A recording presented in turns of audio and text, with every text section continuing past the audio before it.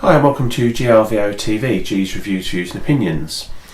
I'm doing a continuation video on the Fujifilm X10. Okay, so I've had the Fuji X10 for a couple of weeks now, so I've had a chance to have a little play with it, take some photos, and I just wanted to give you an update on a couple of things. Now, firstly, because the Fuji X20 has now been published, the X10 was a really good price. As you know, I got it from Camera World in Chelmsford, and it was as cheap as anywhere I could get it off the internet. Now, one of the benefits of getting the model when it comes to the end of its life is any issues that the camera had at the start have hopefully been sorted out. Firmware updates, etc. are available. Now, interestingly, when I got this, it came with firmware 2 update already installed, and also a new features guide. And basically in this, what it tells you, when you can eventually find the English out of about 20 odd different languages, it tells you what the new features are. The main one is that the RAW button on the back of the camera, which is here, you know, who needs a dedicated RAW button? So they've thought about it and they've made that a quick menu button, which is what the X20 has now got. So in that you can then quickly go in and change your ISO, dynamic range, white balance, noise reduction, image size, image quality, etc. So that's a great feature. There's some new filters added, which is nice, and that's about it. I mean, there's, you know, not a great deal of differences, but it's nice to have the latest version with the upgrade details all built in. So in use, the camera is lovely. It makes you want to take photos. It's a camera you want with you all the time, and because it's that touchy-feely tactile, it encourages you to take photos, which is a good thing. So this sort of form over function sort of thing, whereas yeah, it looks great, is it any good? Well, that aside, the fact that it gets you out there taking photos is a really good thing, no matter how good or bad it may or may not be. And as it turns out, you know, I think it's fantastic.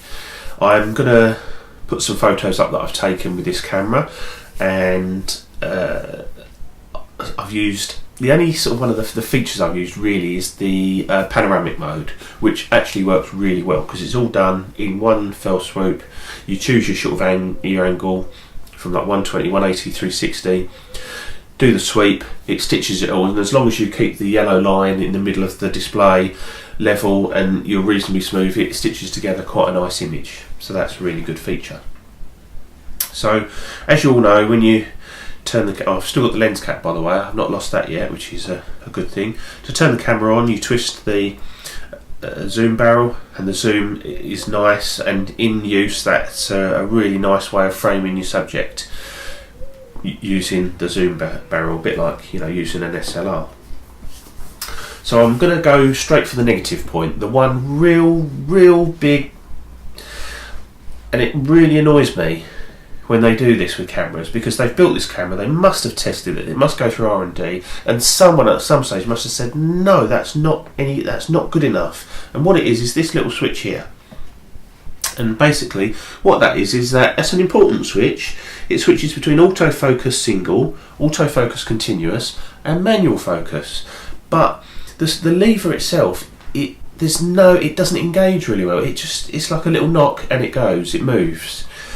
Now, it's not like it's not in a place where it's not going to be knocked, because it's right by the zoom ring. So as soon as you start zooming or even holding the camera, you knock it. So I've had at least a couple of occasions when I've handed the camera to someone to have a little look at, a little go at, and they've gone, well, it doesn't focus, and it's because they've knocked it into manual focus, or I've knocked it into manual focus, or when I've put it in or out of the bag, it's got into manual focus or continuous as opposed to single. So, you know, a little lock switch on it, or a better switch. I mean, the exposure compensation dial, for instance, it's such a lovely tactile clunk, and there's no way you could knock that by mistake. You just can't. You know, I'm doing that, it's not moving. You've got to really get hold of it and give it a good clunk.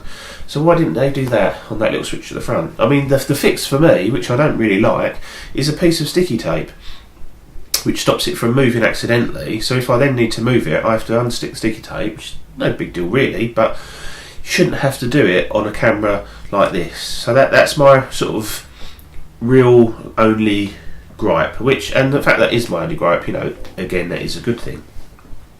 So in use, it's got this interesting display mode, which is called info display, right? And the idea of that is that when you're shooting, you can use it a bit like a digital SLR, and it shows you your settings and which focusing point you're on and which focusing, like whether in your single, continuous or autofocus, whatever, is all on that screen. And then the idea is you use the optical viewfinder. Now, the downside of that is you've got no information whatsoever in the optical viewfinder, and I know this is updated on the X20, so I think they've solved the problem. But for me, using that screen with that viewfinder is pretty much useless, because you're guessing quite a lot of information, including your focusing point, whether or not you are focused. So that's a sort of a feature I don't actually use. So let's just change that. The one I use is the custom one, which I have the histogram and the level on, and a little bit of information. So that's that. So anyway, in use, I really like the idea that it's got a screw-in shutter release, remote shutter release. So I've got myself one of the old wired shutter release buttons, and that's a nice thing, using it for that. Good for landscapes and stuff, or anything on a tripod. That's really nice. The pop-up flash has proved to be reasonably effective at low range for a bit of fill light. It is what it is. It's very small, and it is effective at close range, but it works okay. The macro mode and super macro mode. Now, I've had issues where there's a gap. So you go into macro mode and it won't focus because you're too close. So you go into super macro mode, but you're too far away, and there's a gap in between where I've done a couple of things where I've just taken photos of flowers and whatnot, where I'm in that range where it just won't focus no matter what you do. So, but that is just literally getting used to how close you can be on which setting. But the actual super macro mode, I think, is fantastic, and I pretty much use this for my macro work now. Slow motion video is quite good. It's very low resolution, but you would expect that. That's quite a nice, fun feature to have. I've had a little play with that. The burst shooting is quite good. It's got this thing where it starts to take the photo before you press the shutter. I think that was a sort of they may have. I think it was the Nikon 1J1 that had that as well, where just as you half press, it starts taking photos, and then once you've pressed it, it stores the so many before and so many after. But again, that's a feature I've had a look at, but I've not actually had any reason to use it. So overall, I'm really happy with it. I'm glad I waited and got it at such a good price, less than £300 for what was originally a £560 camera with the latest firmware update. And when I come to eventually sell it, I've got the latest one with the latest features guide, which I think is a real bonus when you come to sell it.